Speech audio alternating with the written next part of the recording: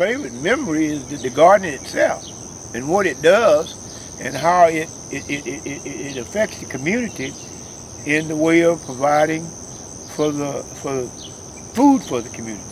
That's what affects. You know, we would go, and back then we had a little bit more than just a garden. We had the animals as well, and we did our own cows. We did our own milk, and you know, we had 2 cows, and folk across the field had cows, and they were giving milk, and when our cows, what we call went dry, their cows was in, and we would just carry milk backwards and forwards, milk and butter and things like that. So it was a family, community project, and we shared that throughout my entire life, from child all the way up.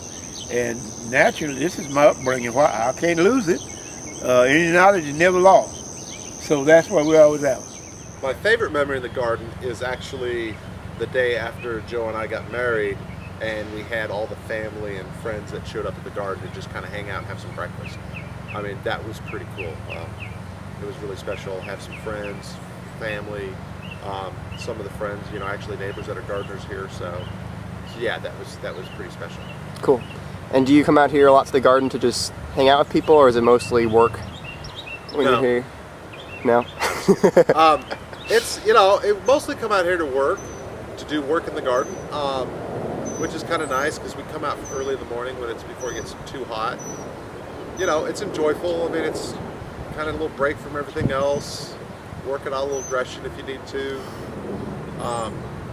But yeah, I mean, everybody else is not early birds like we are, so.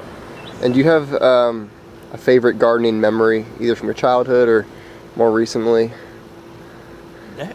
That's my favorite memory right there. Expansion? Garden, yes. Yeah. Seeing, I always told people when I had space what I could do. So now I got some little space, and so you can see what I can do with this space. So. And I don't know. I think, hey, what's going on, Hugh? I think last year when I produced a cantaloupe from the aquaponics, that might have been one of the things too. Yeah. Mm-hmm. How did you get into the aquaponics? How'd you learn about that? Let me see.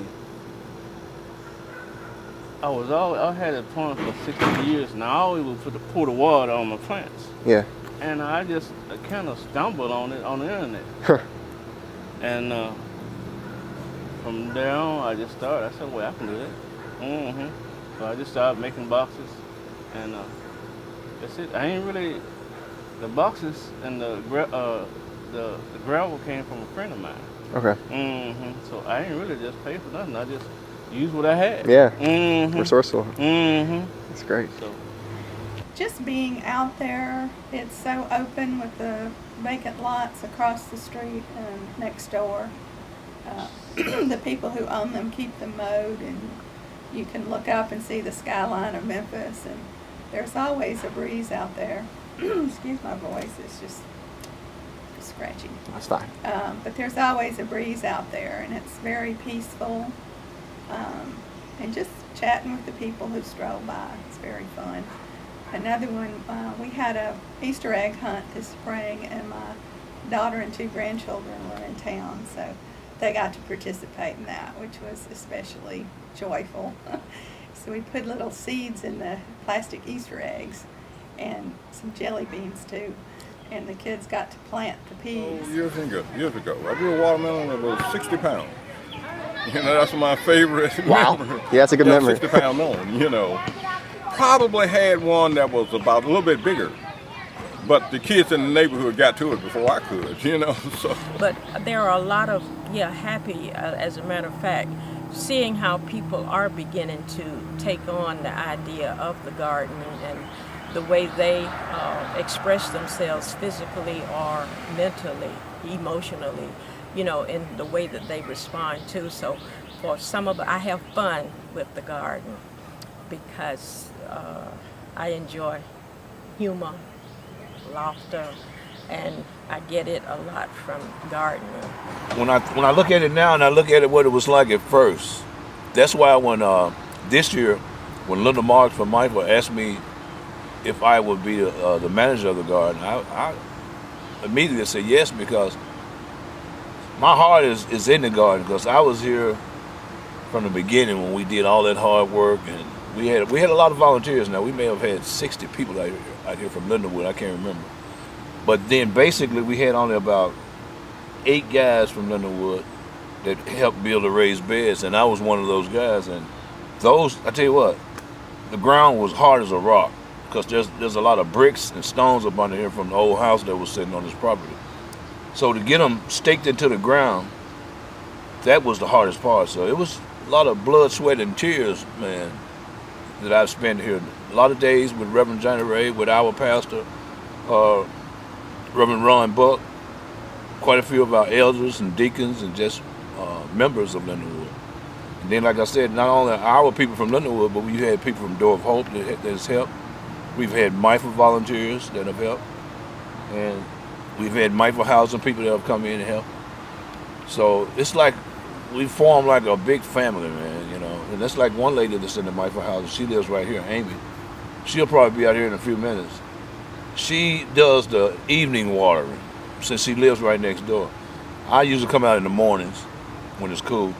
She does it in the evening when the sun is about to go down. So between her and I and the other MIFA volunteers, with this land, you know, we get a lot of sunlight, so it takes a lot of water.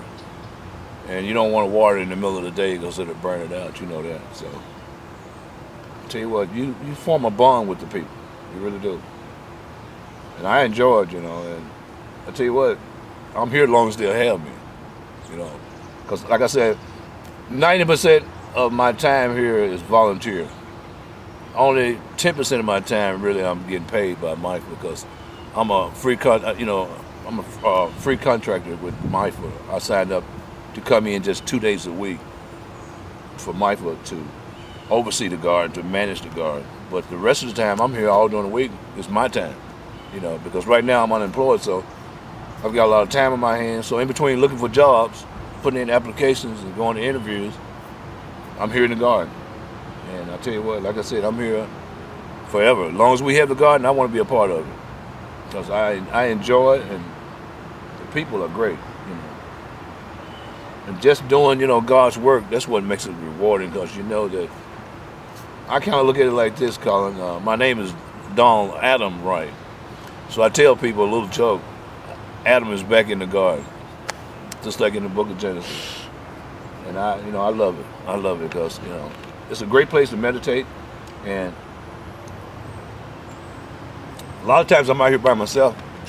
I've got a little devotional books in the back here in the shed. I call that my office.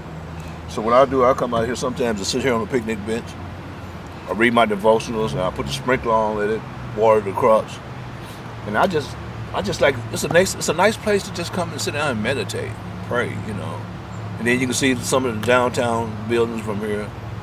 And like I said, it's a great place just to pray for our city and pray for the people in the MIFA housing, my family, and anyone that's in need. And I thank God that when we had all those terrible tornadoes coming through here, you know, we were spared. We had a few little branches came down, but we did well. We did pretty well. So it's a blessing just to be able to be a part of it, I tell you. Great, thank you, Don. Anytime.